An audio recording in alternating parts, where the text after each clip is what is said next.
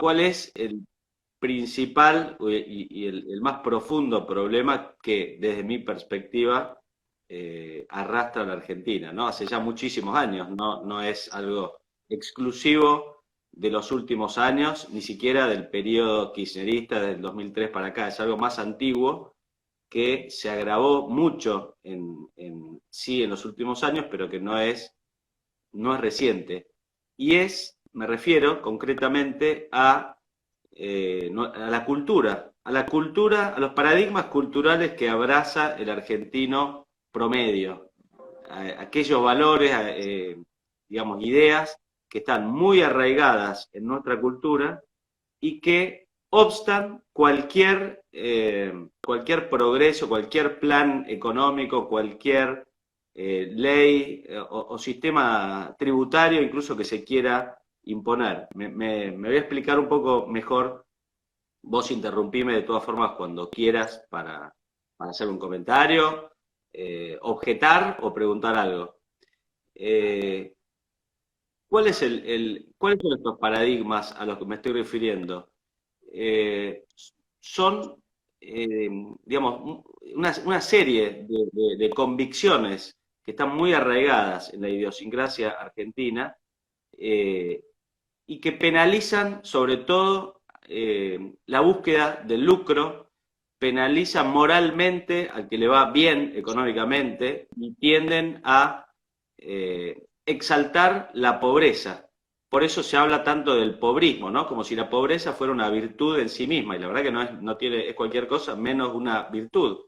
Entonces el argentino promedio, yo siempre digo que está convencido que el pobre es malo y el rico es bueno, que el inquilino es un ser angelical solo por ser inquilino y el locador es un ser demoníaco, perverso, que el empleado, el trabajador, es sede de todas las virtudes y su empleador, alguien que lo explota, es malo solamente por estar del otro lado de una relación laboral, simplemente por eso, sin conocer incluso a las personas.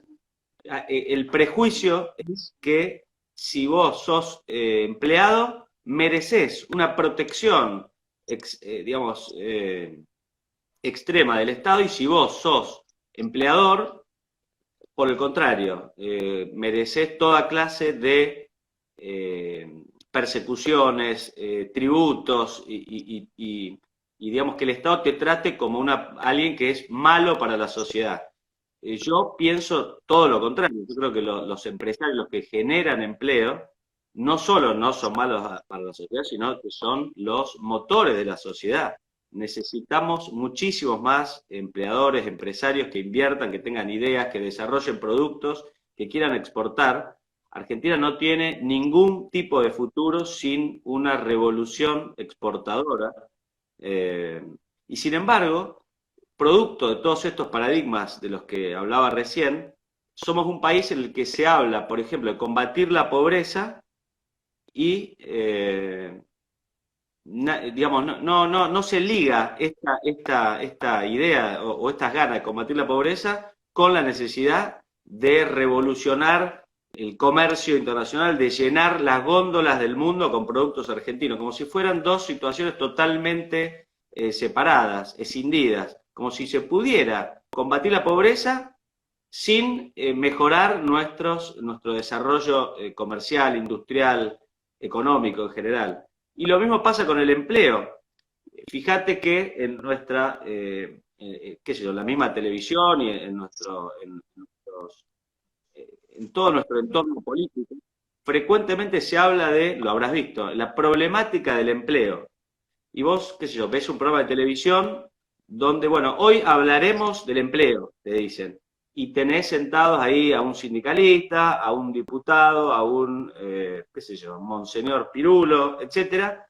Hablan los tipos 1 hora del empleo, sí, la precarización, eh, en fin, abordan el tema de las paritarias, el ingreso, bla, bla, bla, bla, bla. Terminó el programa y en ningún momento abordaron el tema central para que haya empleo y que es los negocios. No puede ser, no puede haber empleo sin un empresario que lo genere, que gana dinero con generando ese empleo. No es que, digamos, en Argentina se considera que el empleo es una realidad que ocurre en el éter solo por ganas de que haya empleo. ¿Y cuál es el problema de esto?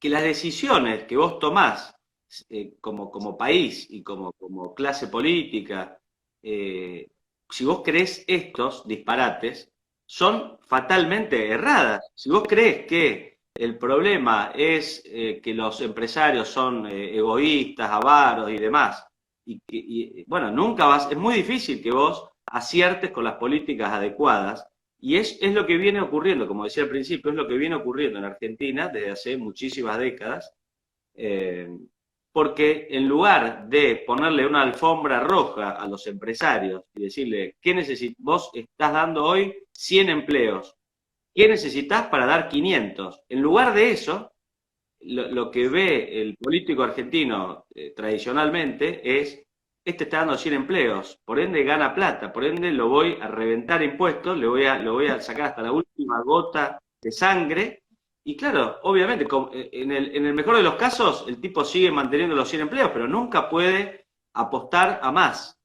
Eh, entonces, todo este ecosistema de ideas y de valores que están, que imperan en Argentina, insisto, desde hace muchísimos años, eh, obstan a que funcione cualquier plan de gobierno, cualquier ley, cualquier sistema impositivo. Por mejor, por más que yo siempre digo lo mismo, por más que lo reviviéramos a, no sé, Winston Churchill y lo trajéramos a gobernar Argentina y el tipo acertara persistentemente en todas sus políticas, digamos, durante muchos años, si vos no trabajás en la cultura digamos, en la educación, por supuesto, y no le haces comprender a la gente que lo único que te puede salvar es la cultura del esfuerzo, la inversión, la exportación, vos por más aciertos que tengas en la superficie, digamos, siempre, tarde o temprano, va a aflorar lo que está en la profundidad y que es las ideas y los valores de la gente. Entonces, yo creo que es imperioso trabajar y hacer un plan Marshall, si se me permite digamos, la expresión, la metáfora, referido a la cultura argentina.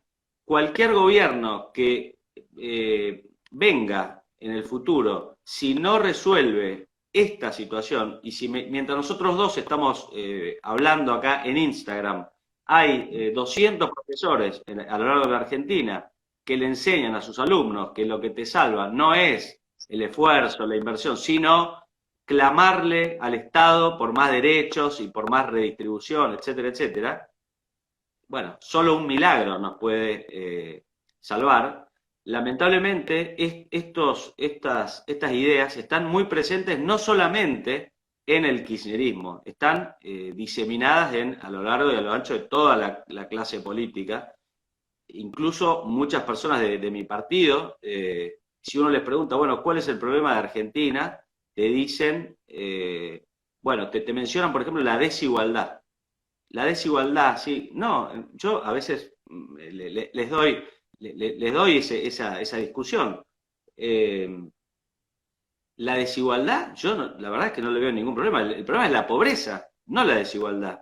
Si vos tenés, imagínate, Benja, todavía sos muy chico, pero cuando tengas hijos, suponete que tenés dos hijos, uno, un gran alumno, digamos, excelente desempeño escolar, académico, ningún problema, y el otro no da pie con bola, todo un desastre, malas notas, malas calificaciones, lo echan. ¿A vos te preocuparía la desigualdad entre ambos o te preocuparía el que le va mal? Es obvio que te va a preocupar el que le va mal. Entonces, vos todos los esfuerzos que harías es para ayudar a ese que le va mal para que le vaya bien. Pero ¿qué te importa la desigualdad entre eso? No es ningún problema. De vuelta, si vos no acertás en el diagnóstico, y vos crees que el problema es la desigualdad, bueno, es muy difícil que vos aciertes después la terapia, porque, digamos, fatalmente vas a encontrar soluciones que no son las que digamos, que la situación pide. Pero bueno, esto es un poco esbozar la idea, por supuesto, de estos temas. Hay bibliotecas escritas, con lo cual podríamos estar 14 horas hablando, pero bueno, para enunciarte un poco mi visión general del tema, me parece que es suficiente. Sí, como vos decías antes, desde muy chico yo que estoy en el secundario, lo veo todo el tiempo, se nos inculca de una manera muy constante lo que vos decías, de que el inquilino es angelical y el prestador, al que le alquilás, es una persona nefasta. Y como, también, como vos decís, se habla constantemente de la desigualdad, de que los ricos generan más pobres, de que, bueno, ay, de que... Otra vez. No, no, dale, dale, dale, dale. Aclarémosle al público, le hago una aclaración al público para los que no te conocen, Benja tiene 13 años, ¿no? Sí, 13. 13 años, con lo cual, olvídate, la verdad que yo siempre nos conocimos en una marcha por la República el año pasado, cuando tenías 12 todavía, Sí. y la verdad que te felicito por todo lo que estás haciendo y laburando, porque la verdad es impresionante la claridad que tenés, así que no te preocupes que trabate todas las veces que quieras, olvídate, nada, no pasa nada, no pasa nada. No, lo que estaba diciendo es que se nos vive inculcando todo eso y yo creo que, como vos decís, la desigualdad no es el problema es que tenemos que hacer a los pobres menos pobres, no a los ricos más pobres para que sean iguales, para que haya igualdad entre ambos. Necesitamos que todos tengamos riquezas, todos estemos al mismo nivel, pero bueno, es lo que las consecuencias de este discurso de la igualdad lo estamos viendo hoy en día, que ya tenemos más del 40% de pobreza en nuestro país. Es que si vos Em, considerás que el problema es la desigualdad, y entonces te basta con bajar a los ricos, por hacer una generalización, ¿no? Para que estén más cerca de los pobres. O sea, entonces Haití no tendría ningún problema porque no hay muy poca desigualdad. Bueno, o Venezuela hoy estaría avanzando en eso. No, la verdad es que a mí realmente no me preocupa para nada que haya rico y que haya mucha gente que gana plata en Argentina. Ojalá, si hubiera mucha gente, mucha más gente que gane plata en Argentina, seguramente podrían aumentar muchísimo las tasas de empleo, necesitarían empleados cada vez más calificados, subiría las tasas de inversión, porque significa que Argentina sería un lugar propicio para invertir y ganar plata. Entonces, todos nos beneficiamos.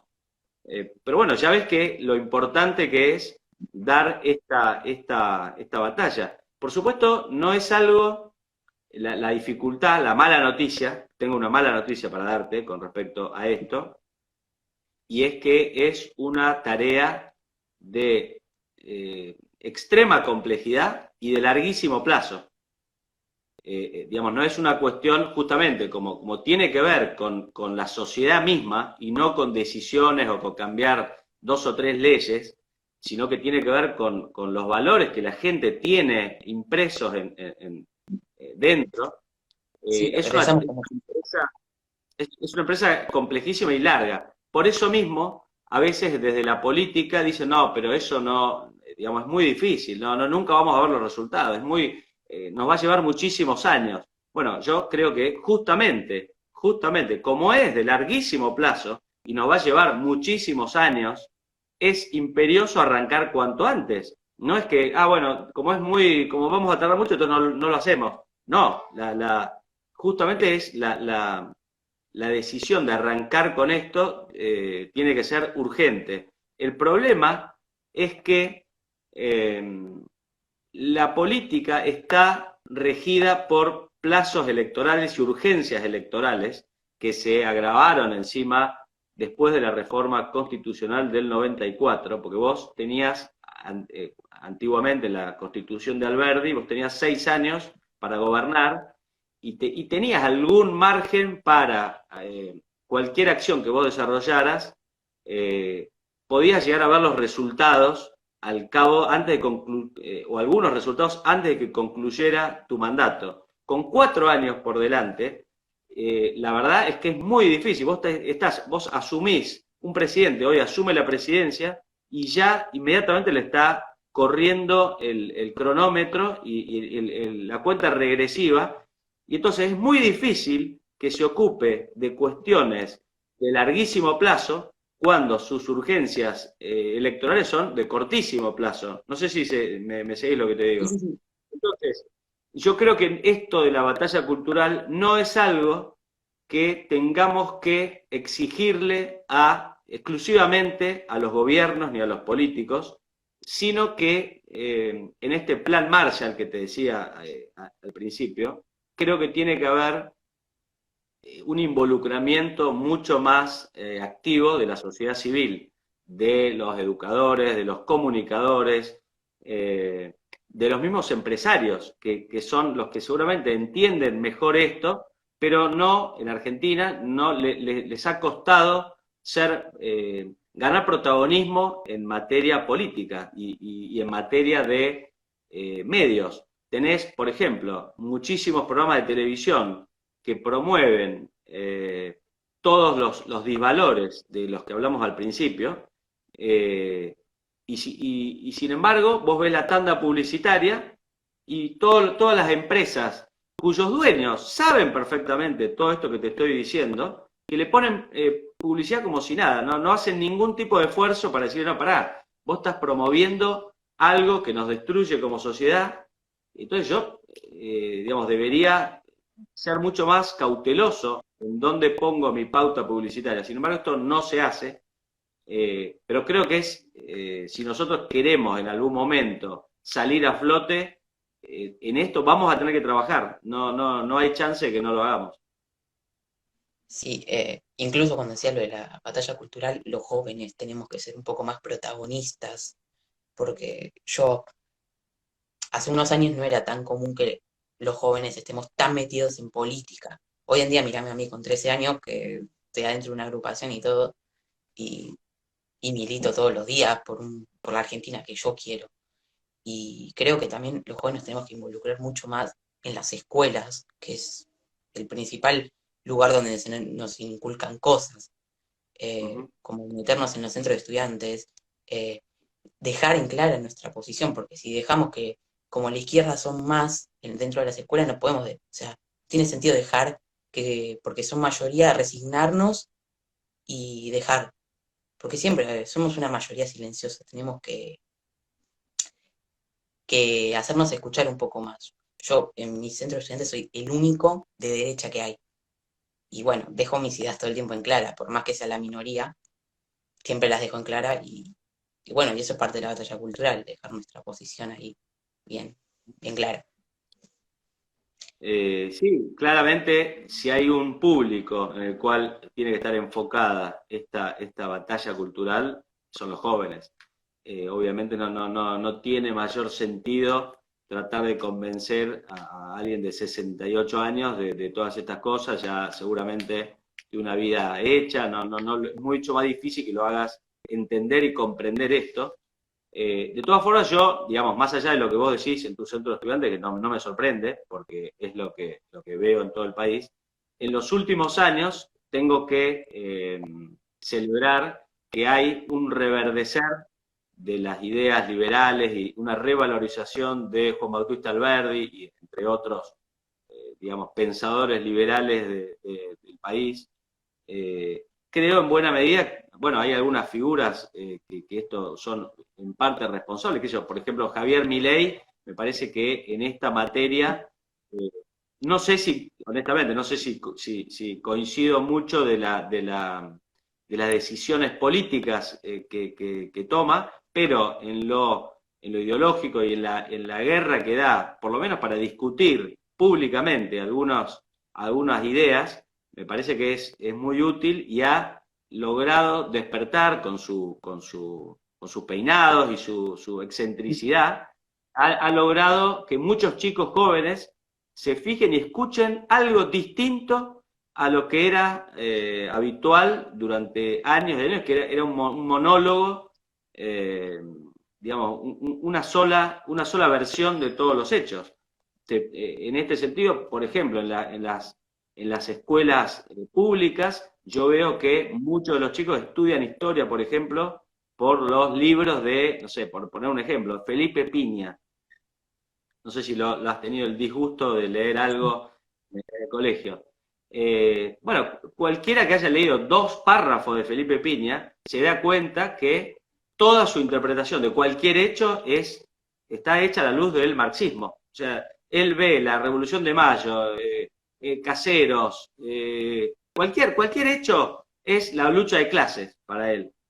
Y esto, digamos, a lo largo de las décadas, si tantos chicos se educan en base a autores de estas características sin posibilidad de escuchar otras campanas, bueno, digamos, finalmente te metes en el problema grave en el que estamos metidos todos los argentinos, ¿no? Tenés todo un sistema político y de comunicación, como te mencionaba antes, convencido de estas barbaridades y sin posibilidad digamos, de hacer cosas distintas a las que se vienen haciendo. Lo peor de todo es que ni siquiera se observa lo que pasa en otros países.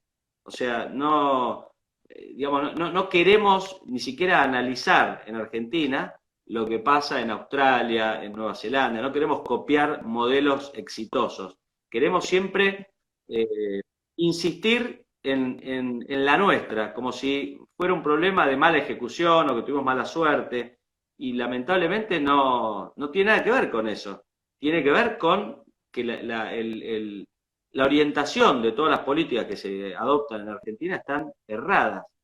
El otro día, me acuerdo, mandé un tuit que decía, para la clase política, para casi toda la clase política argentina, lo que te salva es repartir dinero a los pobres. Y cuando lo hacen y ven que la pobreza, en lugar de reducirse, aumenta, ¿cuál es la conclusión a la que llegan?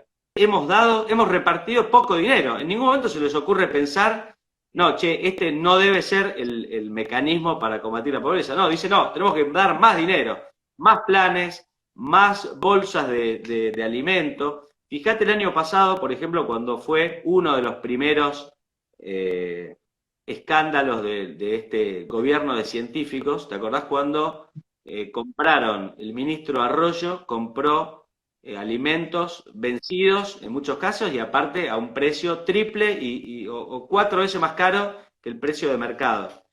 Todo el mundo, incluso los medios y los programas de televisión, radios, etcétera, se ponían a discutir por el precio, se ponían a discutir por la calidad de los alimentos que estaba comprando el Estado. Yo no escuché, te soy sincero, no escuché a nadie que parara la pelota y dijera, bueno, pero ¿por qué el Estado está comprando alimentos? ¿Por qué el Estado, es función del Estado comprar alimentos?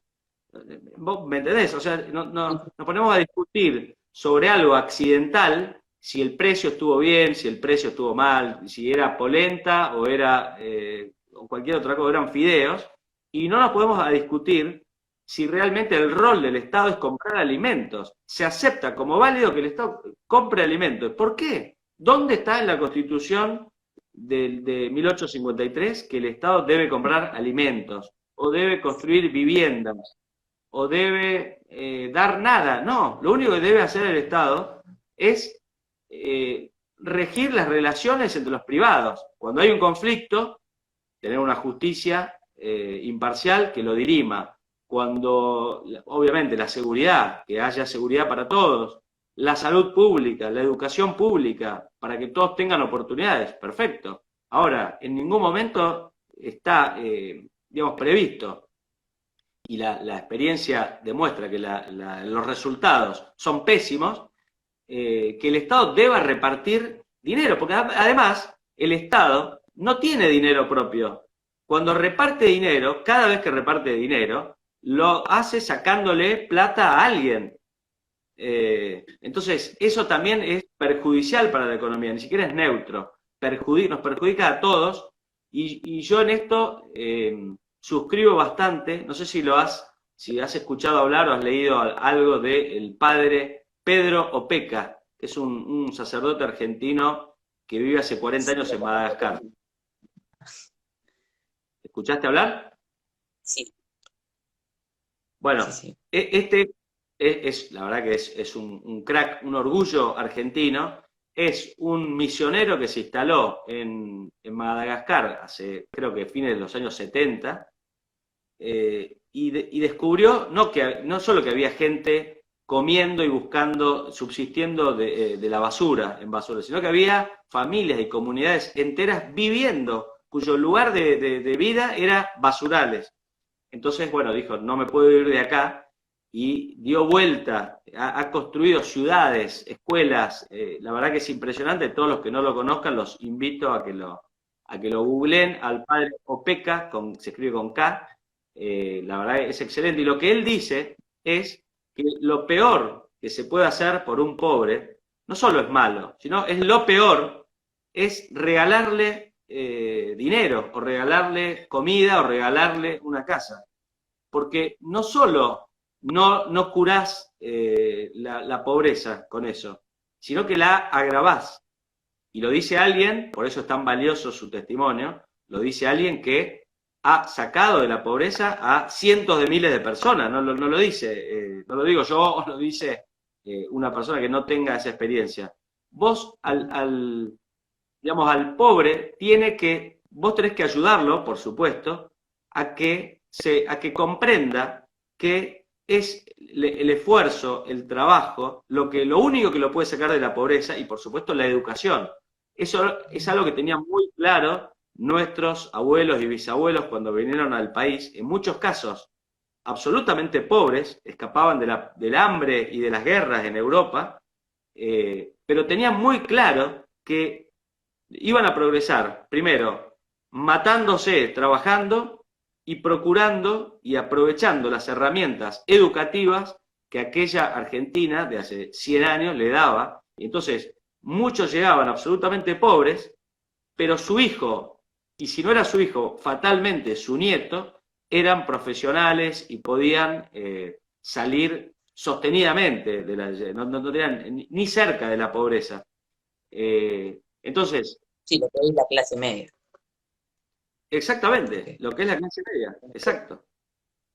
Entonces, bueno, comprender qué es la pobreza también es un tema, me parece, central, que tiene mucho que ver con esto, porque acá en Argentina, no solo en Argentina esto, pero acá muy especialmente, se cree que el pobre es una persona que no tiene plata.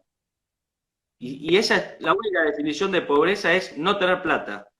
Yo creo que es una visión muy reduccionista de lo que es la pobreza.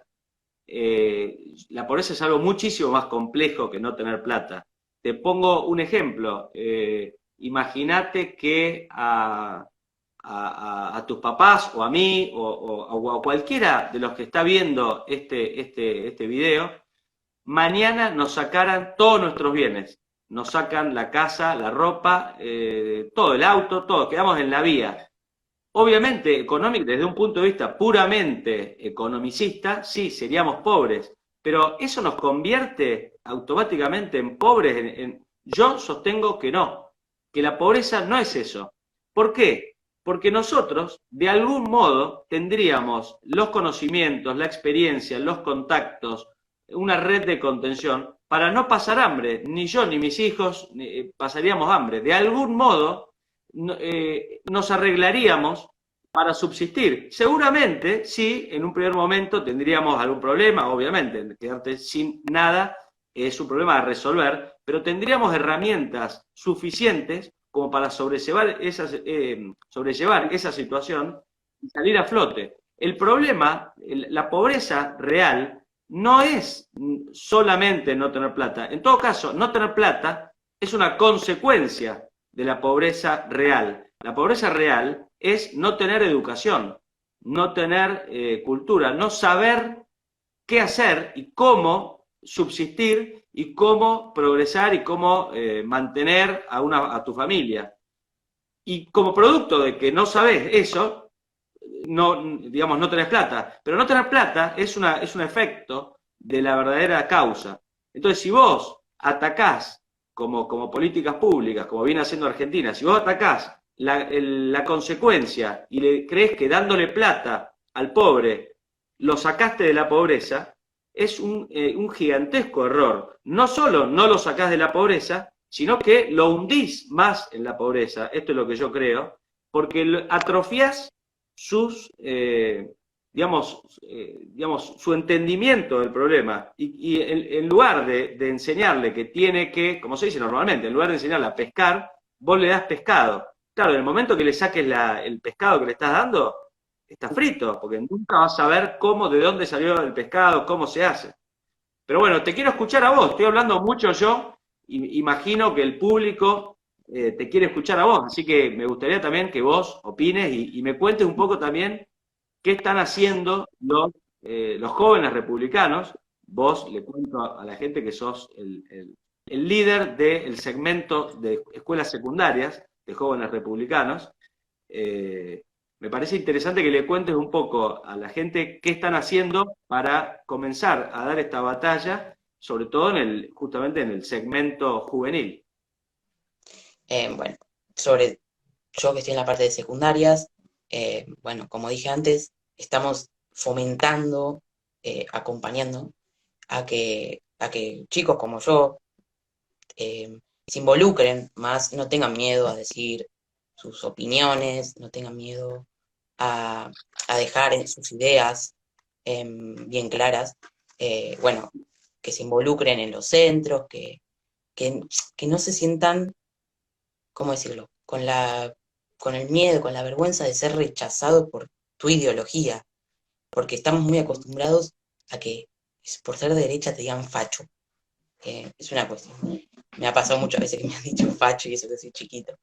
Eh, y yo creo que no, que hay que digan, que digan.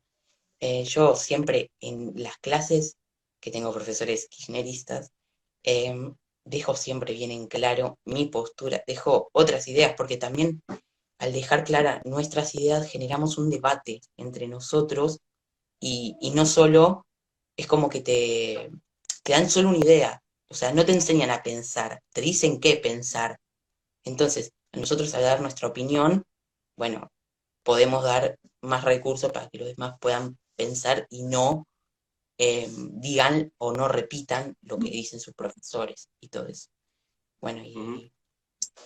y a nivel ya más ya fuera de las secundarias, ya más a nivel de las universidades, lo mismo. O sea, más en general que los jóvenes nos involucremos más y todas esas cosas. Pero, uy, perdón. Que, perdón, es que me pongo muy nervioso. No, se te murió la cámara, pero ya ahora está bien, está bien, está bien. No, a Eh, propósito de lo que decís, de esto que te digan facho, eh, te digo, le tenés que informar a algo, no tengas ninguna, imagino que ya lo debes estar haciendo, pero te doy un tip, un consejo. Recordales a todos estos genios que te dicen facho que Benito Mussolini era absolutamente un defensor del socialismo y si de algo abominaba era de las ideas liberales. Con lo cual, lo antagónico al liberalismo es lo facho, justamente. Es muy ridículo. A mí también, está claro que me lo han dicho. Te dicen facho neoliberal. O sea, como si no fueran conceptos mutuamente excluyentes. O sos facho o sos liberal. Lo de neoliberal, obviamente, es un invento que no existe, no significa nada. Es un invento que solo lo usan. De hecho, es un gran predictor de idiotas. Es imposible que alguien use la palabra neoliberal sin ser idiota. Yo nunca conocí a nadie que use la palabra neoliberal, salvo que sea un uso irónico, obviamente, que no sea un profundo idiota. Pero cuando te dicen esto en tu escuela, por favor recordales esto, incluso después, si querés, te voy a pasar. Hay algunas frases muy claras de Mussolini en contra del liberalismo. Con lo cual, decirles, invitarlos a que no para pelearte ni nada, sino para que lean más. Porque finalmente están demostrando ignorancia cuando te dicen facho a alguien que es liberal. Es ridículo, es ridículo. Eh, y de todas formas, esta necesidad de trabajar en la cultura, digamos, tengo que recurrir a otro italiano, no ya Mussolini, sino al gran intelectual de lo que fue el comunismo en el siglo XX, que fue Antonio Gramsci, habrás escuchado nombrar, y si no, te recomiendo a vos que lo leas. ¿Quién era Gramsci? Gramsci era un periodista, un escritor, que en los años 20, comunista, viajó a la Unión Soviética para, como muchos comunistas de ese momento, viajaban a la Unión Soviética que era una especie de la meca de todos los marxistas de todo el mundo, para conocer en vivo todo lo que era esos primeros momentos, digamos, de post-revolucionarios. Y cuando vuelve a Italia, una persona realmente muy lúcida, bueno, lo encarcelan y demás, y en la cárcel escribe unos famosos cuadernos donde explica, y le explica a sus camaradas del comunismo italiano, que si los comunistas italianos querían tener éxito en el largo plazo y querían instaurar en Italia algún día algo parecido a la dictadura del proletariado de la que hablaba Marx, lo que tenían que hacer no era una revolución armada, como había propuesto Marx. En este sentido, él lo corregía a Marx. No, lo que tenían que hacer era infiltrarse en la cultura. Por eso desde entonces, toda la izquierda internacional, si hay algo en lo que trabaja sin cesar las 24 horas, es en la cultura. ¿Y qué decía Gramsci? Nos tenemos que meter en las editoriales, en los medios de comunicación, en la prensa, en el arte, y en la educación, en las universidades, y fundamentalmente tenemos que infiltrar a una organización que viene influyendo en la cultura italiana desde hace miles de años y sin cuya demolición no vamos a poder instaurar nunca el comunismo en Italia. Esa institución, esa organización no era otra que la Iglesia. ¿Por qué? Porque Gramsci observaba que en Italia quienes definían qué libros se editaban era la Iglesia, quienes manejaban la educación era la Iglesia, quienes tenían una dirección espiritual de los italianos eran los sacerdotes italianos. Entonces, si el comunismo no lograba penetrar en la Iglesia y discutir los valores que ésta irradiaba en la sociedad italiana, cualquier revolución armada que se hiciera o cualquier intento siempre iba a encontrar una férrea oposición cultural de la sociedad. Porque justamente si vos vencés por la fuerza, pero no convenciste y no conseguiste que la gente compre de algún modo los valores y las ideas que vos querés instalar, él sabía un poco lo que hablamos al principio de este vivo, que toda triunfo militar o político sería endeble si la sociedad sigue creyendo otra cosa. Entonces él decía lo contrario, no, primero trabajemos en la cultura y luego, cuando hayamos conquistado las mentes y los corazones de los italianos, el poder político vendrá solo por añadidura. La verdad es que, el influjo y digamos, el impacto que tuvieron estas ideas, no solo en Italia, sino en todo el mundo, son muy grandes. Vos fijate que si hay algo en lo que el kirchnerismo trabaja permanentemente es la cultura. Ellos están en las universidades, en los medios de comunicación. ¿Te acordás lo que fue la ley? Bueno, vos debías estar en el jardín de infantes, pero lo que fue la ley de medios, habrás leído lo que fue la ley de medios, toda la batalla, crear radios, comprar radios cuando lo extorsionaron, por ejemplo, a Haddad para sacarle C5N y comprársela, por supuesto, con dinero robado por parte de Cristóbal López. Bueno, ¿por qué? Porque ellos tienen clarísimo que es lo más importante. Si vos convencés a todos de que lo que importa no es el esfuerzo, no es la inversión, no es la exportación, sino la bondad del dirigente político, bueno, finalmente esa gente te va a tender mucho más a votar seres sin cerebro del estilo Kicillof y compañía, que a personas que te hagan trabajar, digamos, y que te digan, no, no te voy a regalar nada, nada, no te voy a regalar nada. Pero bueno, por eso es tan importante trabajar en la cultura y sobre todo alertar a mucha más gente de que este es el verdadero problema.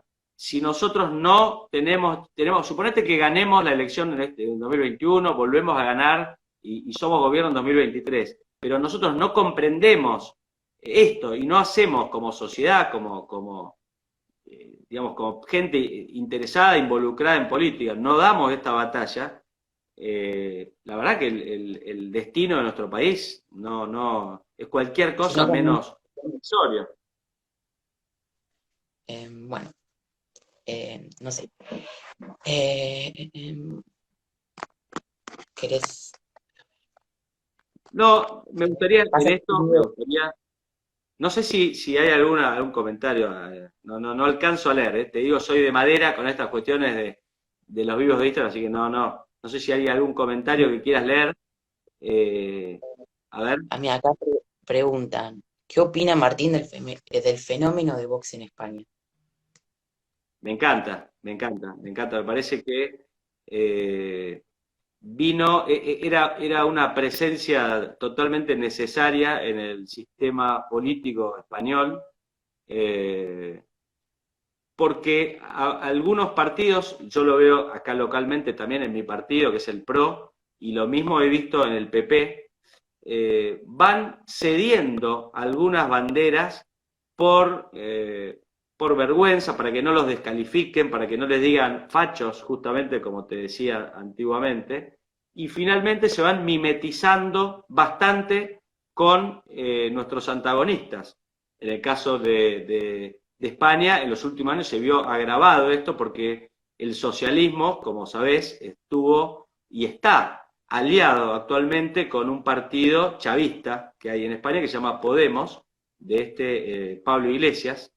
Eh, y entonces, como muchos dirigentes del PP sentían que su partido no estaba representando cabalmente las ideas de la libertad y no estaba defendiendo adecuadamente la vida, la propiedad privada, la meritocracia en España, tuvieron la sana idea de crear un partido que explícitamente se propusiera defender todos estos valores y creo que lo están haciendo la verdad, yo admiro mucho lo que está haciendo Vox, me gusta mucho eh, y creo que le ha hecho mucho bien al sistema político español, incluso al PP le hace bien que exista Vox, con lo cual la respuesta es afirmativa.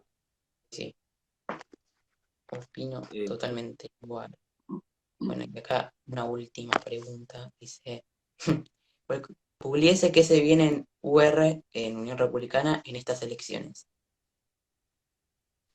Bueno, nosotros somos una corriente interna del PRO, que muchos no lo saben, pero el nombre completo del PRO es Propuesta Republicana, y desde Unión Republicana justamente aspiramos a un poco reverdecer todos esos valores que nos convocaron en un principio al PRO, que son estos que te decía antes, ¿no? La defensa de la vida, de la libertad, de la propiedad privada, del capitalismo. Yo siempre menciono esta anécdota.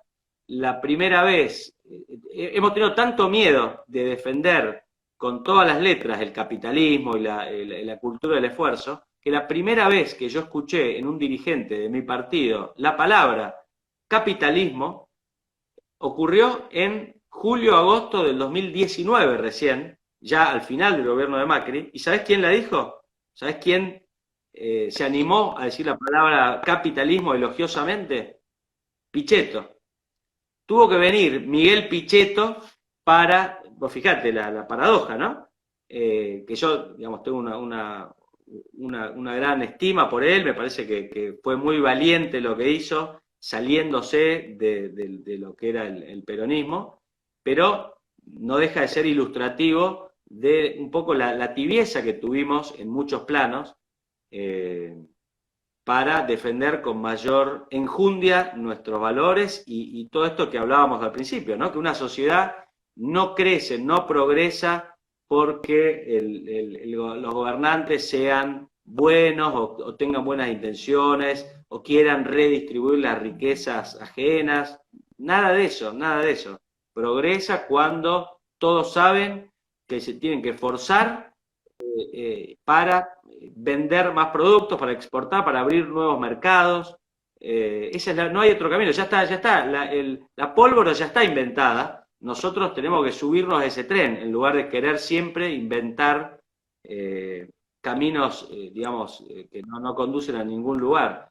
Esto es, sí, me parece que en un futuro mandato de Juntos por el Cambio, sea que gane, no sé, Rodríguez Larreta, Patricia o el propio Mauricio Macri, si vuelve a tener otra oportunidad, creo que esto lo tienen que tratar con mucha más profundidad, porque si vos haces miles de metrobuses, haces miles de reformas legales, pero vos no trabajás en la sociedad y no promovés este cambio en la educación, bueno, como decíamos al principio, yo creo que todas mejoras van a ser precarias y van a caer ante el primer vientito. Este es el problema.